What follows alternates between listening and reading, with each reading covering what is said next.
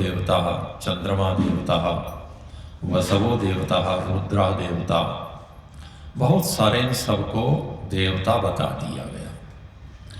तो क्या ये सब उपास्य हैं देवता कह देने मात्र से? यही एक संदर्भ कभी बहुत पूर्व विदेहराज जनक की सभा में भी उपस्थित हुआ। विदेहराज ने एक यज्ञ रचाया, बहुत सारे विद्वान उपस्थित थे, और कई बार यजमान के मन में भी प्रश्न होता है, वो या साधारण श्रोता के मन में भी भाव होता है कि वो ये देखना चाहता है टटोल करके कि ये जितने बैठे हैं इनमें से कौन कितना जानता है। ऐसे बहुत व्यक्ति हमें तो मिलते हैं, पता नहीं यहाँ भी कोई बैठे होंगे, आप जानते होंगे अपने बारे में सब। वो उनके पास 4 प्रश्न हैं, किसी के पास 1 प्रश्न है। वो जो विद्वान मिलेगा उससे उसी प्रश्न को पूछेंगे। जो बहुत समझदार है वो तो सुन करके चुप हो जाएगा, वहाँ नहीं बताएगा। कुछ ऐसे उथले हैं जो बता देंगे कि आपने ये बात बताई, ये अर्थ किया, अमुक विद्वान तो ऐसा कह रहे थे। कुछ ऐसे नहीं कहते, सुन लिया बस, फिर उसी को तीसरे से पूछेंगे, चौथे से जा पूछेंगे। वो सारी जिंदगी यही पूछते रहते हैं, क्योंकि उनका प्रयोजन उसे समझना नहीं है, जानना नहीं है। तो ऐसे ही विदेहराज के मन में भी प्रश्न उठा, और जब बहुत सारे विद्वान बैठे हैं तो व्यक्ति को बहुत सोच समझ करके बोलना होता है। कोई कहे ना कहे, छेड़े ना छेड़े। और हमारा तो मंच दूसरी तरह का है, जो विद्वत गोष्ठियां होती हैं वहाँ तो प्रश्नोत्तर हो जाते हैं तुरंत। तो विदेहराज ने जब यज्ञ किया, ब्राह्मण की कथा के अनुसार विदेहराज ने 1000 गायें उस यज्ञ वेदी के पास ला करके बंधवा दी, दक्षिणा में देने के लिए। ये अपने अपने समय का है। एक समय था जब सारा हमारा कृषि, दूसरी चीजें गौ आधारित थी, तो अर्थव्यवस्था की रीढ़ गौ थी, तो इसलिए गाय बंधवाई। अब कागज का नोट है मुद्रा के चलन में, इसलिए लेन देन में सब जगह वही होता है। जिस समय जो रहा होगा, कभी कोड़ियां रही होंगी, कभी दूसरी चीजें रही, वो है। तो विदेहराज ने 1000 गौएं यज्ञशाला के पास बंधवा दी, और प्रत्येक गाय के सींगों में 10-10 स्वर्ण मुद्राएं बांध दी। हर गाय के साथ 10 सिक्के हैं सोने के। यज्ञ संपन्न हुआ और उन्होंने प्रश्न पूछ लिया। ब्रह्म के संदर्भ में चर्चाएं हुई, और ये कह दिया विदेहराज ने कि जो अपने आप को ब्रह्मवेत्ता मानता हो, जो ये समझता हो कि मैं परमात्मा को जानता हूं। अब तो बहुत व्यक्ति मिल जाएंगे, किंतु उस सभा में जहां 500-700 विद्वान बैठे हों, कौन कहे कि मैं ब्रह्म को जानता हूं? उपनिषद के ऋषि ने तो कह दिया, यस्या मतम मतम तस्य मतम यस्य न भेद से। जो जानता है वो ये बिल्कुल नहीं कहेगा कि मैं जानता हूं, मैंने साक्षात्कार कर लिया, वो नहीं कहेगा। उसके साथ रहने वाले अनुभव करके तो मान सकते हैं कि इसने साक्षात्कार कर लिया, पर वो अपने मुंह से नहीं कहता। तो पूरी सभा में सन्नाटा छा गया, और जब सभा में सन्नाटा हुआ कुछ देर को, तब कोई तो तोड़ेगा। याज्ञवल्क्य ने अपने शिष्यों से कहा, एता गा उदजतामिति, इन गायों को हाँक लो, ले चलो इन गायों को। अब शिष्य तो गाय हाँकने चले। अब सोच के देखिए, जो 400-500 बैठे हैं, वो भी तो कुछ उम्मीद में बैठे हैं कि हमें भी तो यज्ञ में है उपस्थित, कुछ प्राप्त होगा, दक्षिणादान। और 1000 गायें, 10-10 स्वर्ण मुद्राएं, ये तो सब याज्ञवल्क्य ने हकवा लिए, तो क्या बचा पीछे? जो मिलेगा थोड़ा बहुत मिलेगा।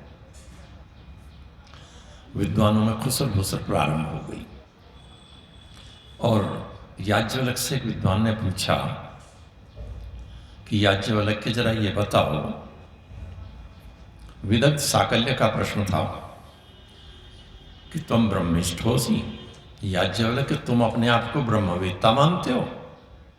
अब ये कहने के तरीके में समझ सकते हैं आप क्या कहना चाहता था साकल्य, कि तुम अपने आप को ब्रह्मवेत्ता मानते हो। अब याज्ञवल्क्य यदि ये कह दें कि मैं ब्रह्मवेत्ता हूं तो अहंकारी है, और कह दें कि मैं ब्रह्मवेत्ता नहीं हूं, मैं ब्रह्मवेत्ता नहीं हूं, तो फिर गाय काहे को आकली।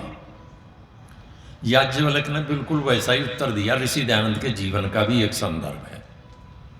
महर्षि ने भी ऐसा ही उत्तर दिया था ऐसा प्रश्न होने पर। महर्षि से एक बार प्रश्न किया गया था कि आप विद्वान हैं या अविद्वान, बताइए आप अपने आप को क्या मानते हैं। यदि ऋषि कहें कि मैं विद्वान हूं तो अहंकारी है, और ऋषि कहें मैं अविद्वान हूं तो फिर खंडन मंडन काहे को करते फिरते हो, शास्त्रार्थ क्यों करते हो जब तुम अविद्वान हो, तुम्हें आता ही कुछ नहीं। ऋषि ने कहा जिन जिन विषयों को जानता हूं उनका विद्वान, और जिन विषयों को नहीं जानता उनका विद्वान नहीं।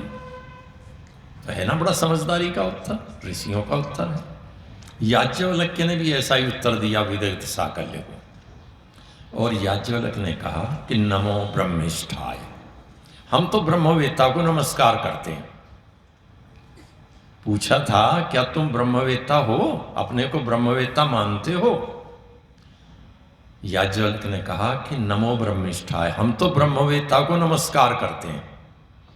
अब इसके अर्थ समझ लीजिए, बड़ा स्पष्ट सा वाक्य है हिंदी में, हम तो नमस्कार करते हैं ब्रह्मवेत्ता को। फिर गाय क्यों हाँक ली। कहते हैं हमें तो जरूरत थी गायों की, हमें अपने आश्रम के लिए जहाँ रहते होंगे शिष्य होंगे, गायों की जरूरत है, हाँक ली। अगर अच्छा तो चलिए कुछ प्रश्न हैं, इनके उत्तर दीजिए। बहुत सारे प्रश्न हुए, और वहाँ एक प्रश्न ये भी हुआ कि कति देवा, याज्ञवल्क्य ये बताइए कि देवता कितने हैं। याज्ञवल्क्य ने कह दिया 3000 देवता हैं। अब विदग्ध ने दोबारा प्रश्न किया कि याज्ञवल्क्य सोच करके बताइएगा कि देवता कितने हैं। वो कहने लगे 303 हैं। अब पहला प्रश्न था 3000 हैं, कहा सोच करके उत्तर दो, 303 हैं। अब दोनों उत्तर जब डिफर कर रहे होंगे तो स्वाभाविक है अगला प्रश्न तो पूछा जाएगा कि वो ठीक थे या ये ठीक है। सोच सोच करके बताओ। अच्छा एक बार और सोच लो और फिर बताओ। इंटरव्यू में कई बार यही होता है, जब प्रासंगिक प्रश्न पूछता है तो जो इंटरव्यू देने वाला है वो क्या करता है, वो थोड़ा बहुत लड़खड़ाया, फिर वो यही कहते हैं कि अच्छा सोच लो। उसने भले ही दूसरी बार ठीक बता दिया, फिर कहते हैं कि और सोच लो एक बार, वो फिर विचलित हो जाएगा। तो याज्ञवल्क्य से कहा कि अच्छा तुमने बता दिया इतने हैं, अब कह रहे हो इतने हैं, तो जरा और सोच कर बता दो कितने हैं। उन्होंने कहा कि 33 है। अब 3 उत्तर दिए हैं, तीनों भिन्न भिन्न हैं। कहा कि 33 है। कहा कि फिर सोच लो एक बार कितने हैं। उन्होंने कहा कम बता दिया 3 है, कि और सोच लो कितने हैं। कहने लगे 2 हैं। कहा कि और सोच लो कितने देवता हैं। कहने लगे कि 1.5 है, अध्यर्ध कहा है, एक पूरा और एक आधा, 1.5 है देवता। अब प्रश्न देखिए, उत्तर देखिए याज्ञवल्क्य के। वो कहता है और सोच लो कितने हैं। उन्होंने कहा कि देवता तो एक ही है।